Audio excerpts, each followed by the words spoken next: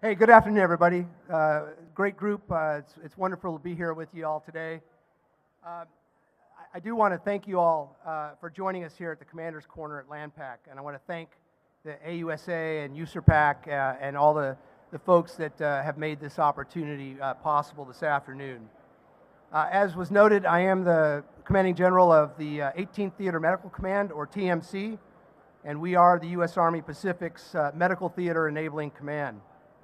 And today, we're going to discuss a little bit about the role that the 18th Theater Medical Command plays in setting the theater, some of our current efforts, and how we align with USERPAC's 3 Ps so that we can prevail in conflict.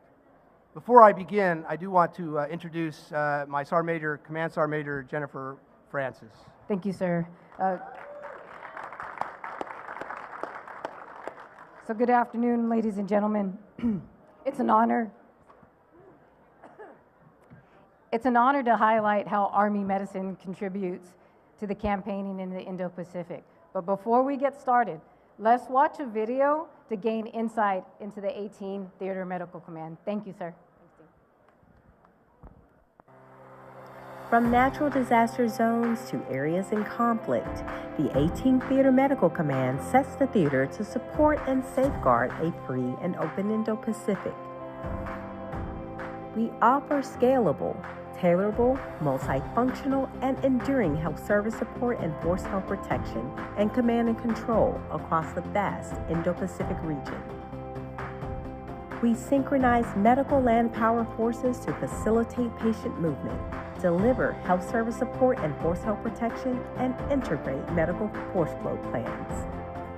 We foster a culture of continuous transformation through experimentation, modernization, and training. We are integrated and synchronized with Army modernization efforts to solve identified priority gaps. We promote bilateral and multilateral relationships through participation in USERPAC's Operation Pathways campaigning effort, which encompasses a range of exercises and health security cooperation.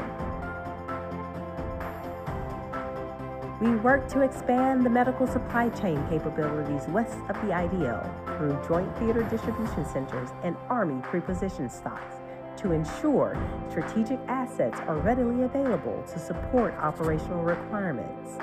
In order to support the National Defense Strategy to deter, campaign, and build enduring advantage, we set the theater to ensure we can clear the wounded from the battlefield, optimize return to duty, and overcome contested logistics in conflict.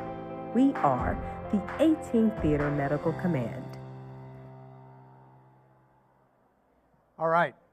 So as a theater enabler, our focus right now in competition is on setting the theater in support of USERPAC's 3 Ps. And how do we do this? We do this by building relationships and interoperability with allies and partners so that we have pre-established agreements for things like blood sharing, medical facility access, and training rehearsals. We do this by building joint interior lines and pre-positioning medical supplies in locations such as the Joint Theater Distribution Centers and other locations. We do this by continuously transforming by participating in rehearsals with our joint force and with our allies and partners. And we do this by facilitating experiments to explore innovative concepts for prolonged care and medical evacuation. Next slide, please. As we all know, the Indo-Pacific is the most consequential region in modern history. It is the 21st century's geostrategic and geopolitical center of gravity. The Indo-Pacific Command extends nearly 60 million square miles of land and ocean. It encompasses 38 countries, more than 3,000 languages, 16 time zones, and diverse religious, economic, and geopolitical viewpoints. This massive geographic area features the most rugged, distributable, and diverse terrain on the planet, from tropical climates to Arctic plateaus, immense mountain ranges, and low-lying coral atolls. More than 60% of the people on Earth live in the Indo-Pacific, and nearly 4 out of 5 natural disasters in the world occur here. These disasters often lead to a significant number of injuries, internal displacement, and an increase in risk in waterborne and vector-borne diseases. On the right-hand side of that slide, what you see is a visualization of the distance between various land masses, and it shows the C-130 and C-17 flight times between key terrain. Of note, most aircraft cannot make it back to the continental United States without refueling in Hawaii or without mid-air refueling. As we consider the medical challenges in the Indo-Pacific, it is important to have an appreciation of the tyranny of distance. And in summary, an understanding of the geography influences our understanding and planning when it comes to logistics, mobility, and maneuverability as we provide health service support and force health protection. Next slide, please. This slide shows the how as we operationalize our strategy in support of USERPAC's Theater Army Campaign Plan to project power from the land in order to achieve positional advantage and enable the joint force. Our strategy is to campaign through persistent engagement, to mitigate risk in the 3 medical LISCO or large-scale combat operation gaps, to clear the battlefield, overcome contested logistics, and maximize return to duty so that we can set the theater to build an enduring advantage. I'm going to focus on 3 key efforts: medical logistics, operations pathways and experimentation, and health security cooperation. We build robust and resilient medical logistics capability through the Army Prepositioned Stock and the Joint Theater Distribution Centers. By prepositioning medical supplies and utilizing distributed logistics nodes, we will increase supply chain resiliency and ensure that essential materials such as blood products and medications are stockpiled west of the IDL. The availability and proper positioning of Class 8 remains a challenging logistical problem set. Blood is particularly complex due to its shelf life considerations and specialized cold chain and frozen chain storage requirements. We are looking at various strategies, including the use of whole blood sharing agreements with our allies and partners, and new technologies such as commercially available, shelf-stable, freeze-dried plasma. Spray-dried plasma and freeze-dried platelets are also on the horizon and provide promise for future use. Shifting to operation pathways, that is our mechanism for conducting campaign rehearsals. And these exercises provide medical units with vital experience in the Indo-Pacific operating environment, and it builds familiarity with its associated challenges. Our forward presence there expands interoperability with partnered forces and builds capacity across the region. These rehearsals ensure that we build proficient expeditionary medical capabilities that are trained for success in a multi-domain and austere environment. The 18th TMC validates the health service support and force health protection plan of every medical unit across all compos that enter the theater in support of operation pathways. We do this to not only mitigate risk for the commander, but to also rehearse our medical C2 role. We must know what is happening at all times on the battlefield, and this is a way to accomplish that challenging requirement. Experimentation is our method to achieve continuous transformation and meet modernization objectives. We seek to incorporate experimentation into every engagement. Our team recently tested multiple technologies during Project Convergence, as well as a recent exercise in the Philippines, from tactical networks to portable diagnostics and unmanned aerial, ground, and maritime systems. And we are continuously testing technologies that incorporate a medical common operating picture into a larger battlefield COP so that battlefield commanders are better able to align resources and make data-informed decisions. We work very closely with our partners such as the Army Medical Center of Excellence, Army Futures Command, and the Joint Force to evaluate technologies for their applicability in the Indo-Pacific. For example, we previously placed an Army FRSD on a naval vessel to identify challenges associated with Army medical equipment afloat while building interoperability with the Joint Force. We also work with our allies and partners during exercises to build interoperability. We recently set up a U.S. Role 3 adjacent to a Philippines Role 2 during Balikatan, and we will incorporate U.S. personnel, including C2 elements, into a combined joint medical command in the upcoming Talisman Sabre. Next slide, please. Health security cooperation efforts are a great way to build partnerships. Medical capability is a strategic soft power and one of the few spaces where we can engage with almost every country in the theater. 18th TMC's role in this area is to strategize, plan, synchronize, and then provide oversight of engagements in order to aggregate the effects of health cooperation and ensure we are supporting the theater assure and deter strategy. In fiscal 25, the 18th TMC synchronized more than 200 engagements by Army medical units in all 3 compos across 32 countries. We work closely with U.S. Army Medical Command, Army Reserve Medical Command, our National Guard brethren through the State Partnership Program, and our reservists through the 807th Theater Medical Command in Compo 3, as well as the 9th Mission Support Command, another important subordinate within USERPAC. These engagements allow us to partner not only with our strongest allies and friends in the region, but also to engage with future friends and allies with whom we do not yet have access through the Pathways program. If we don't build these relationships, our adversary will. One such example is our 8th Forward Resuscitative and Surgical Detachment, or FRSD.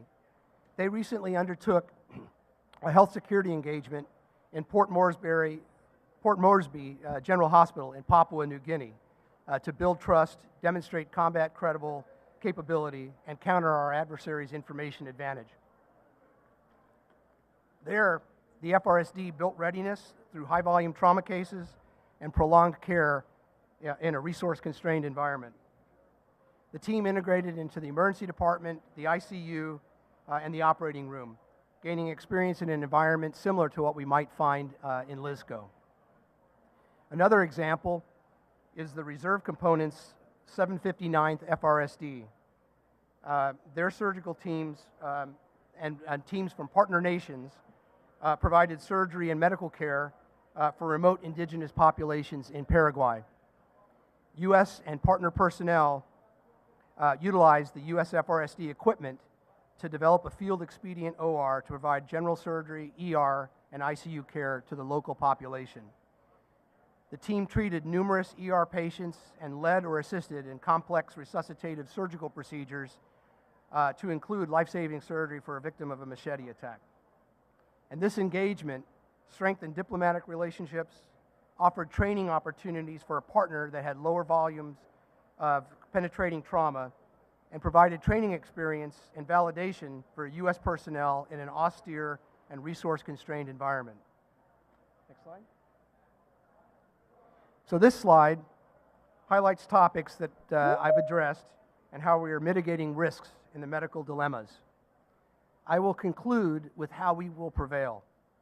By addressing LSCO gaps and synchronizing with the Theater Army Campaign Plan, we will build human and systemic resiliency.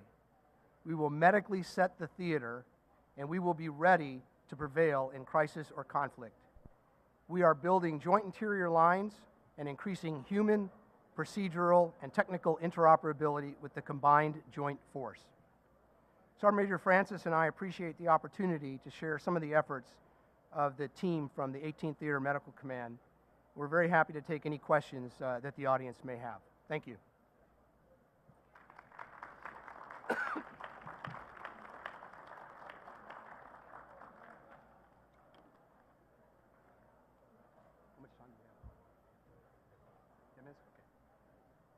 I think we got about 10 minutes for questions, so go ahead.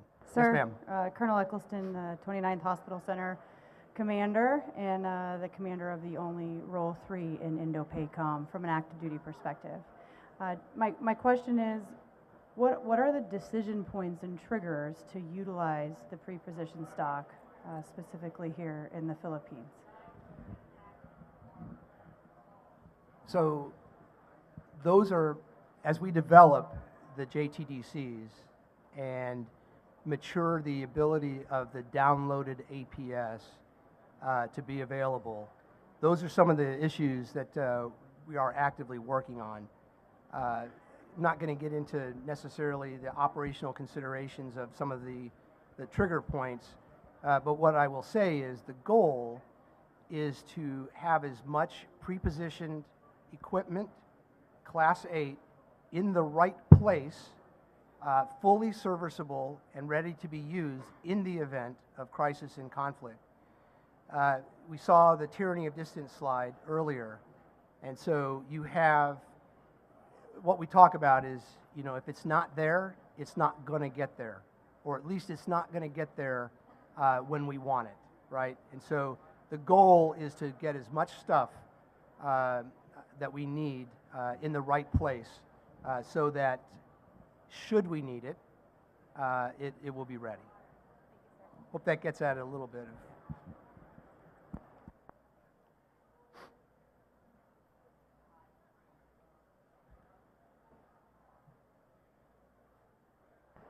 Yes, ma'am. sir. Captain Griffith, APMS at Norwich University. So you talked about contested logistics. I know it's a concern for LISCO. So wondering how can you elaborate on some of the capabilities to mitigate that said risk, sir?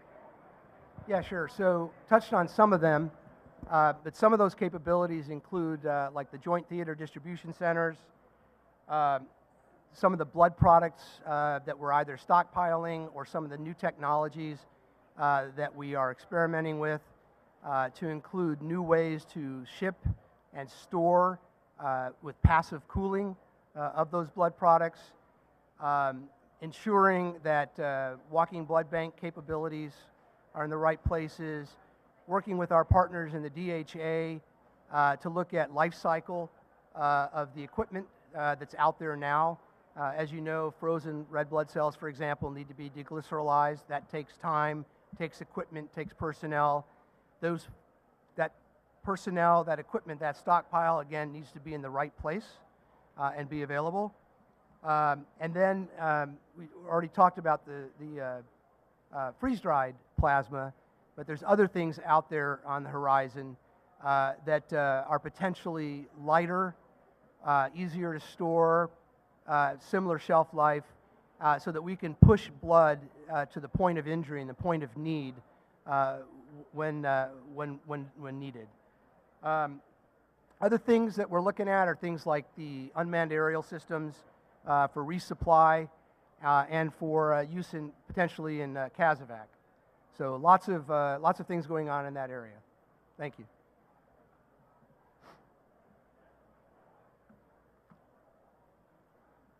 Good afternoon, sir. Thank you for being here with us today. Yeah, good afternoon. We've been hearing a lot about industry needing to partner with organic DoD and U.S. government assets to help solve some of these complex problems we're facing here in Indo-PACOM. So what solutions do you see industry helping solve with some of these medical logistics and supply issues? No, thank you for that question. So, what are some of the major challenges? Availability, to order something and have it received, right?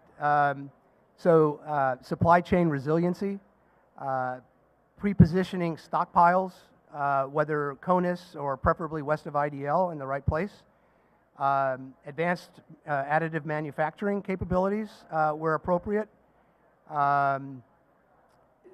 delivery systems that on the front end couple delivery of Class 8 with then potentially evacuation of personnel from the battlefield back to a safe place or safer place.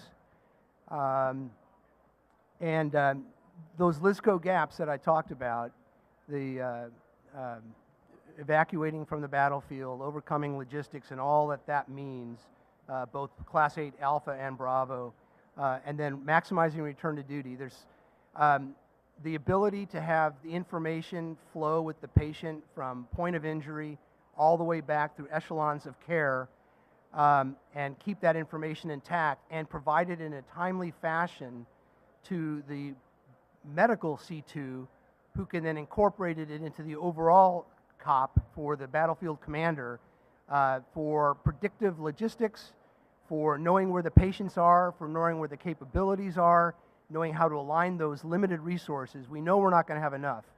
So the more information, data-enabled information that we have, the better it will be able to take care of those folks that are wounded and injured and ill on the battlefield.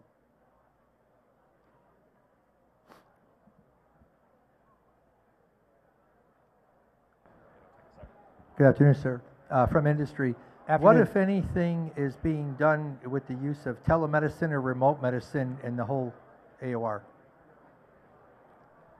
So we have a long-standing use of telemedicine in various areas, both special ops forces as well as conventional forces, right?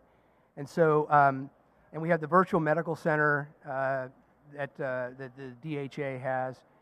And so, you know, when you think about the future battlefield and you think about the distributed nature of our operations and where we're going to have medical assets at each level of training, experience, and capability, I think that telemedicine is going to have an increasing role to play because we are going to have challenges. We've seen it in Ukraine, we've seen it in elsewhere.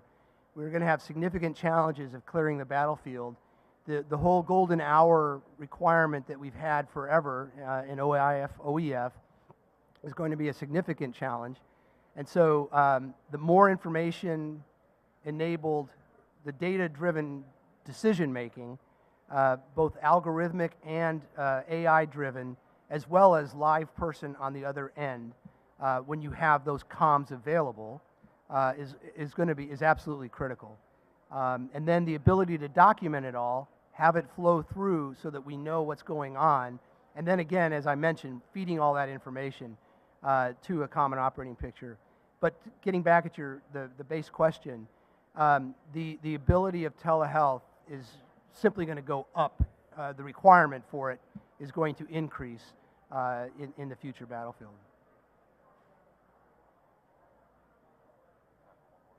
I think we have time for one more question before, and when we're done here, we're going to adjourn over to the booth adjacent to the floor here. So we'll be available to continue talking for a while. Good afternoon, sir. Rich Wood over at Desmond Doss. Loggy by trade. You mentioned the only role 3. Well, there is the other one in Korea, which we tend to forget, Subunified Command. A lot of the things you talked about, sir, with the blood ass wobble, moving it from stateside over into Korea theater, I think there's a lot of lessons learned that we can look at from what Korea does. They've got their own TLAM there. And I would ask, sir, based upon the TLAM-P positioning and so forth, when you look at the map, without going, you know, any different classified level, are we looking at maybe another TLAM to cover the Pacific without having to touch Korea? Maybe TLAM-P is up here and TLAM South Pacific. Is that something you've thought about, sir? Well, as you know, TLAMs are designated by the Chairman of the Joint Chiefs of Staff, so it's not my decision. What I would say is that we are always looking at the logistics in this theater. It is a very complex and challenging, vexing problem set. We know we don't have sufficient Class 8 stockpiled currently. We know it's not in all the potential locations where it may be necessary in the future. We know we need to continue building those resilient lines of delivery. And we are working with the TLAM-P to build out some of those capabilities. The 18th serves as the SIMLIM for the Indo-Pacific, and so we do have a role to play here. Next year, next fiscal year, we have some distribution teams, 4 distribution teams from our reserve component. They're going to augment the TLAM-P during some of the exercise season. And so we're continually trying to figure out how to build a more resilient system, get more lines of supply here, get stockage levels up, and build that resilient system. I think the JTDCs have a role in this, and And the other thing that we're going to emphasize more is ensuring that as we exercise here, we're ordering things the way we're going to order things in crisis or conflict, rather than bringing everything from home station and making it, quote, easy. Nothing's easy with logistics, but I mean, we've sometimes have not fully exercised the system that we currently have. And so we are going to do that next year. Thank you, sir. That's very exciting news. Appreciate it. All right. Okay, well, hey, listen, thank you all for your attention and interest today. Certainly appreciate everyone's attendance. As I mentioned, Sergeant Major and I and a few others will be in the booth next there. I'll be there for about a half hour. The booth will be open by other folks for a total of about an hour or so. Happy to have people come by and chat. Look forward to hearing thoughts and comments from folks. Thank you all very much.